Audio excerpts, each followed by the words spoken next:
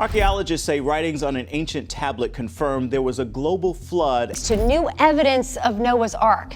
Researchers say they have 3D images of what they believe is the Ark in the Ararat Mountains in Turkey. Minutes ago, explorers made a shocking discovery in Turkey. They cracked open what is believed to be Noah's Ark. What they found inside has left Erdoğan stunned and the entire world reeling. Hidden for centuries deep in the mountains, this find has sparked global shockwaves. Driven by relentless curiosity and unwavering faith, people have searched for the Ark for years. Could these artifacts change everything we thought we knew? Let's dive into the truth behind this earth-shattering discovery. Exposing Noah's Ark in Turkey's mountains. Over the years, the search for Noah's Ark has led to many expeditions and studies. But one of the most interesting recent developments comes from a team called the Mount Ararat and Noah's Ark Research Group. This team, made up of both Turkish and American researchers, has been carefully digging at a place known as the Durupinar Formation, near the border between Turkey and Iran. Local legends have long suggested that the Durupinar site might be where Noah's Ark finally came to rest. What's particularly interesting about the Durupinar Formation is that it has a shape and size that closely match the biblical description of Noah's Ark. It's about 515 feet long, 85 feet wide, and 49 feet high, just like the measurements given in the Bible. The materials found at the site, which date back to between 5,500 and 3,000 BC, add even more intrigue. The researchers have discovered a range of fascinating artifacts, including clay-like materials, marine sediments, and even fossilized sea life. This suggests that this area, which is far from any sea today, might have once been underwater or hit by a massive flood. While the Durupinar site has sparked a lot of excitement, it's important to remember that Mount Ararat has traditionally been seen as the most likely place where Noah's Ark might have ended up. The Bible says the Ark came to rest on the mountains of Ararat, leading many to focus their search on this famous peak. Different expeditions to Mount Ararat have reported finding interesting evidence, like wooden structures and boat-shaped formations that can even be seen from the air. Some have even claimed to have spotted the Ark itself, frozen in glacial ice. One of the most famous expeditions was led by James Bryce in the late 1800s. Bryce found a piece of hand-tooled wood high up on Mount Ararat, at a height where trees don't naturally grow. This discovery reignited interest in finding Noah's Ark and has inspired more research and exploration in the area. Over the years, many teams have tried to find Noah's Ark, but this search has sparked a lot of debate. Many scientists and historians are skeptical about the Ark being discovered because there's no solid evidence yet. Some believe that the story of a worldwide flood might be more symbolic, or it might come from stories about smaller, local floods. Even with these doubts, the quest to find Noah's Ark still inspires new groups of researchers and adventurers. They're now using advanced tools like satellite images, underground scanning technology, and genetic tests to help in their search, which could lead to new discoveries. Two main places are often mentioned as possible locations for the Ark: the Durupinar site and Mount Ararat. Other suggested spots range from Mount Kuti in Turkey to different areas in Iran, and even as far as China and North America. Each location has its supporters who use local stories, geological evidence, or different interpretations of ancient writings to support their claims. Let's dive into a journey that mixes ancient stories with modern quests: the persistent quest for the Ark. One interesting idea comes from researcher David Allen, who thinks the Ark might have landed on a peak called Mashu or Mesha, about 17 miles south of Mount Ararat. Allen's theory is based on his study of languages and the connections between the Bible's stories and other ancient texts, like the Epic of Gilgamesh. The search for Noah's Ark brings together religious beliefs and scientific methods, linking ancient texts with modern exploration. Even if the Ark is never found, the journey has uncovered important insights into ancient cultures, geological changes, and the lasting impact of these stories on how we understand the world.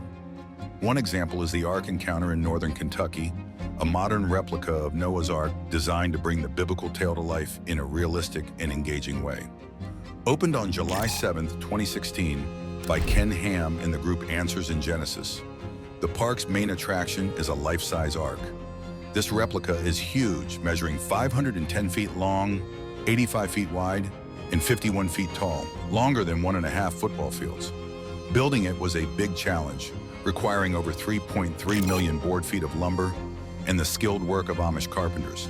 This modern version of the Ark aims to give visitors a real sense of the biblical story, making it a remarkable sight to see.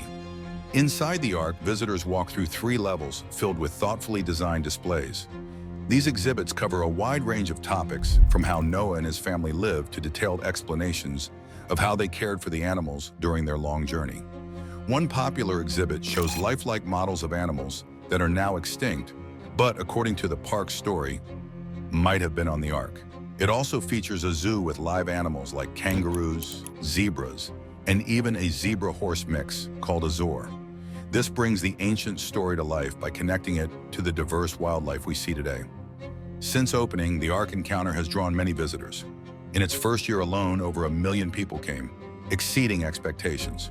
Just 3 years after opening, by 2019, the park had welcomed more than 4 million visitors, making it one of Kentucky's top attractions, alongside the state's famous bourbon distilleries. Building the Ark Encounter was a massive project that cost $100 million, funded through private donations, bond sales, and state tax breaks. This last point sparked some debate, with critics arguing that public money shouldn't support a religious attraction. However, supporters pointed out that the economic boost to the region justified the investment. And indeed, the Ark Encounter has had a significant impact on the local economy. The park employs over 900 people, including 350 to 400 seasonal workers, and has led to new hotels and restaurants opening nearby. A study commissioned by the park estimated that the Ark Encounter and its sister site, the Creation Museum, brought in $754 million to Kentucky's economy in just the first 3 years. As visitors explore the enormous Ark, they often marvel at the detail in the exhibits. Since the Bible offers few details about life on the Ark, the park's designers had to use their imagination to fill in the gaps. For example, the displays show possible ways Noah and his family might have fed the animals and dealt with waste, practical issues that aren't mentioned in the scriptures. These creative solutions have been praised for their ingenuity, but also questioned for their historical accuracy, showing that the park both inspires and prompts reflection. Moving on, we see how these old tales are being brought to life today. A modern Tower of Babel, a well-known theme park, is planning to expand. They've announced plans to build a replica of the Tower of Babel, a tall structure mentioned in the book of Genesis, where people tried to reach the heavens. This new addition could stand between 75 and 100 feet tall and will include interactive exhibits to bring the ancient story to life. They're also planning to recreate a village from the 1st century, giving visitors a glimpse into what life might have been like during the time of Jesus. These new attractions, along with updates to existing ones, are designed to keep the park exciting and encourage visitors to return. The Ark Encounter is a place where faith, fun, and learning come together. It attracts many Christians who see it as a special place to visit. Even those who aren't religious find it interesting, and scholars study it to understand how faith-based tourism works. The park also sparks conversations about how faith and science connect, and how ancient stories are told in today's world. If we compare this modern recreation of Noah's Ark to the long history of searching for the original Ark, we see one of humanity's oldest and most fascinating quests. This search has spanned thousands of years, crossing different countries and cultures. It's not just about finding an old ship, it's about exploring deep spiritual and historical connections that have captivated people for centuries. The search for Noah's Ark dates back to around 2075 BC, when a Babylonian priest named Berosus claimed that pieces of the Ark could be found on the mountains of Armenia, which is in modern-day Turkey. People believed these pieces had special powers and would take bits of tar from the Ark as charms. This story led to centuries of exploration and speculation.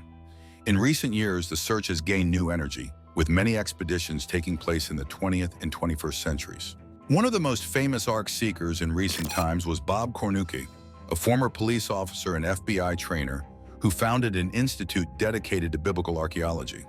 He led several expeditions to Mount Ararat and nearby areas, claiming to have found wooden fragments and other evidence that might be linked to the Ark. His work, along with others, has kept the interest in this ancient quest alive, as people continue to explore the stories and meanings behind it. In 1977, Ron Wyatt, an amateur archaeologist, made headlines by claiming he had discovered the remains of Noah's Ark on Mount Ararat in Turkey. However, many professional archaeologists were skeptical and often dismissed his claim. Despite the doubts, his announcement sparked renewed interest in the legendary Ark, inspiring many others to search for it. The search for the Ark hasn't been limited to just Mount Ararat, which is frequently mentioned in religious texts. In 2006, a team made up of both Turkish and American researchers, led by archaeologist Randall Price, decided to explore Mount Suleiman in Iran instead. They used advanced tools like ground-penetrating radar and satellite images to detect a large structure buried under snow and ice. Although the initial results were promising, it was still unclear if this structure had any connection to the Ark. Now let's turn to recent discoveries that keep our quest exciting.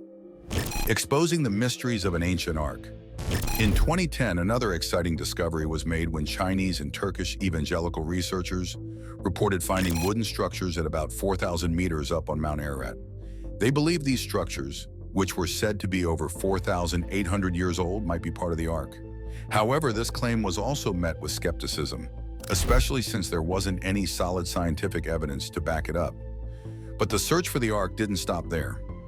In 2004, the Institute for Creation Research used satellite imagery to identify a boat-like shape on Mount Ararat, known as the Ararat anomaly. This finding has sparked ongoing debates, with some people believing it could be the Ark, while others argue it's just a natural rock formation. One of the biggest challenges in finding the Ark is the harsh conditions of Mount Ararat itself. The mountain stands at 5,137 meters and is often covered in snow and ice, making it dangerous for explorers. On top of that, political instability in the region makes it difficult to get the necessary permissions to access and explore the site. Access to the mountain is sometimes restricted by Turkish authorities, but the search for Noah's Ark continues, fueled by advances in technology and ongoing interest in the story. Recently, teams have started using drones to explore areas of Mount Ararat that were previously unreachable. These drones can capture high-quality images and even collect samples from remote locations, which could lead to new discoveries. The search isn't limited to just exploring the mountain itself. Scholars are also diving into ancient texts and studying language clues to learn more about where the Ark might be. For example, Dr. Rul Esperante from the Geoscience Research Institute has been comparing flood stories from ancient Akkadian and Sumerian cultures with the biblical account to figure out where the Ark could have landed. One common question is whether the Ark could have survived for thousands of years. To answer this, researchers are exploring different ideas about how it might have been preserved. Some believe that a mudslide shortly after the flood could have buried the Ark, protecting it from decay. Others suggest that the freezing conditions and possible ice on Mount Ararat could have naturally preserved it. This search has also had a big impact on flood geology, a field that seeks to match geological evidence with a literal interpretation of the biblical flood story. Experts like Dr. Andrew Snelling have been carefully studying the mountain and its surroundings for geological evidence that supports the story of Noah's Ark.